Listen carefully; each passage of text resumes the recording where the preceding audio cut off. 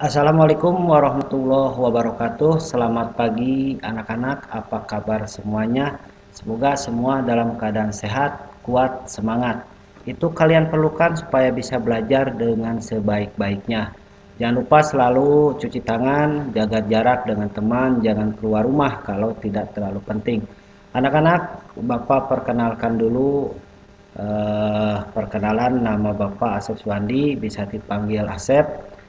Karena pada tahun pelajaran 2021-2022 Bapak ditugaskan mengampu mata pelajaran pemrograman dasar di jurusan TKJ. Karena ada pepatah kalau kita tidak kenal maka tidak sayang. Oke, selanjutnya ada juga pepatah ayah kerja terus antar anak, ayah yang kuat cintanya hangat. Selamat belajar anak-anak. Semoga kita tetap semangat. Oke, kita lanjutkan ke materi yaitu pemrograman dasar, yaitu KD satunya algoritma pemrograman. Nah, ini CV Bapak. Kalau kalian ingin lebih mengenal Bapak, nah silahkan nanti kalian dibaca-baca ya. Selanjutnya, sebelum melaksanakan materi pembelajaran, alangkah baiknya kalian bisa melihat kompetensi dasar dan indikator pencapaian kompetensi atau IPK. Kompetensi dasar KD-nya yaitu menerapkan alur logika pemrograman komputer. Nah, di sana terbagi beberapa sub sampai 4 sub, menjelaskan pengertian algoritma, memahami algoritma pemrograman komputer, memahami struktur algoritma pemrograman komputer, menerapkan macam-macam bentuk algoritma pemrograman komputer. Nah, ini keterampilannya kalian mampu membuat alur logika pemrograman komputer, yaitu menggunakan struktur algoritma, mengevaluasi kesalahan pembuatan algoritma, mensimulasikan cara membuat alur logika pemrograman komputer. Nah, kita diawali dengan definisi algoritma. Apa sih algoritma tersebut? Nah, adalah urutan langkah-langkah yang sistematis untuk menyelesaikan sebuah masalah. Ada juga urutan logis pengambilan keputusan untuk memecahkan masalah. Ada juga diambil kesimpulan urutan langkah-langkah logis pada penyelesaian masalah yang disusun secara sistematis. Nah, kita lihat sejarah algoritma. Kenapa bisa dibilang algoritma? Nah, berasal dari nama penulis buku Arab yaitu Abu Ja'far Muhammad Ibnu Musa Al-Khawarizmi. Nah, yang di samping gambarnya. Oleh orang Arab, oleh orang Barat, Al-Khawarizmi dibaca menjadi algoritma. Algoritma mempunyai arti proses menghitung dengan angka Arab. Al-Khawarizmi menulis buku yang berjudul Kitab Al-Jabar, yang mungkin kalian terkenal di matematika ya, ada aljabar, ada aritmatika. Nah, ini asal mulanya dari sini. Berjudul Kitab Al-Jabar wal Muqabalah, itu buku pemugaran dan pengurangan. Ini masih bahasa Arab yang lalu.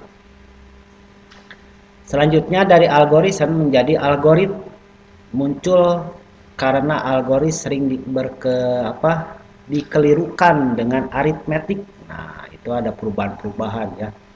Lambat laun algoritma berangsur-angsur dipakai sebagai metode perhitungan atau komputasi secara umum. Dalam bahasa Indonesia, algoritma menjadi algoritma. Nah, lari ke Indonesia jadi algoritma yang asalnya algorit. Nah, akhirnya di Indonesia jadi algoritma. Nah, kita perhatikan tabel di bawah ini. Kasus atau contoh algoritma yang sering dipakai sehari-hari tanpa kita sadari. Nah, ini ada tabel, ada nomor, proses, algoritma, contoh, langkah, dan algoritma. Nah, kita contohkan satu nih.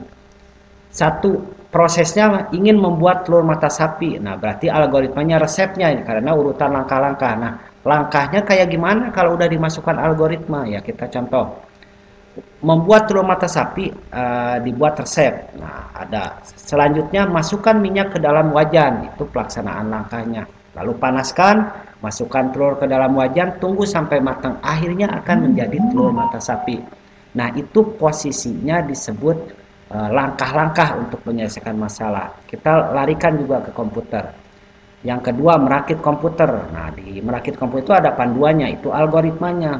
Langkah setelah punya panduan, sambungkan ke kabel SATA dari harddisk ke motherboard. Nanti kalian mungkin perkenalan ini akan lebih jelas lagi merakit komputer, tapi ini hanya untuk langkah-langkahnya. Nah, kita coba kegiatan sehari-hari. Algoritmanya jadwal, kita punya jadwal. Nah, langkahnya kayak gimana? Pukul 6 mandi pagi, pukul 7 berangkat. Nah, itu sudah langkah-langkahnya menyelesaikan masalah hari tersebut ya. Mungkin ada sedikit-sedikit gambaran, nanti kita lebih fokuskan lagi. Nah, kita contoh ada kasus satu nih. Ada dua buah ember. Ember A berisi air berwarna merah, ember B berisi air berwarna biru. Bagaimana algoritma untuk menukarkan air berwarna merah dari ember A ke ember B dan air berwarna biru ke ember B dan ke ember A? Nah, ini contoh.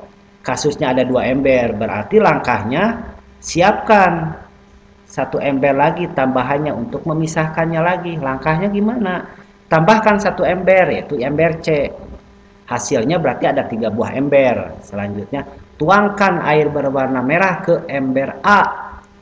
Nah, dari ember A ke ember C. Nah, ember A kosong kan? Ember C berisi air berwarna merah. Selanjutnya, tuangkan air berwarna biru dari ember B ke ember A. Hasilnya ember A berisi air berwarna biru, ember B kosong. Jadi dua-dua udah kosong. Udah ada di ember C semua. Selanjutnya tuangkan air berwarna merah dari ember C ke ember B. Ember B berisi air berwarna biru, ember C kosong. Itu udah dibalikan lagi. Nah, kasus 2. Bagaimana algoritma untuk menghitung luas segitiga? Nah, mungkin kalian sudah memahami hitung alas segitiga, hitung tinggi segitiga, kalikan alas dan tinggi dan 0, berarti luas alas kali tinggi. Nah, kita setelah beberapa menerima contoh atau kasus, nah ada tugas diskusi. Berikan contoh algoritma untuk menyelesaikan masalah yang ada di sekitar kita. Kalau kita baca di sekitar kita apa sih yang harus kita lakukan. Nah, buatkan contoh, kalian nanti kirimkan di Google Classroom, per orang 1 contoh saja. Nah, untuk part 1 kita udah selesai, nanti kita lanjut di part 2, burung irian, burung cendrawasih. Sekian dan terima kasih. Wassalamualaikum warahmatullahi wabarakatuh.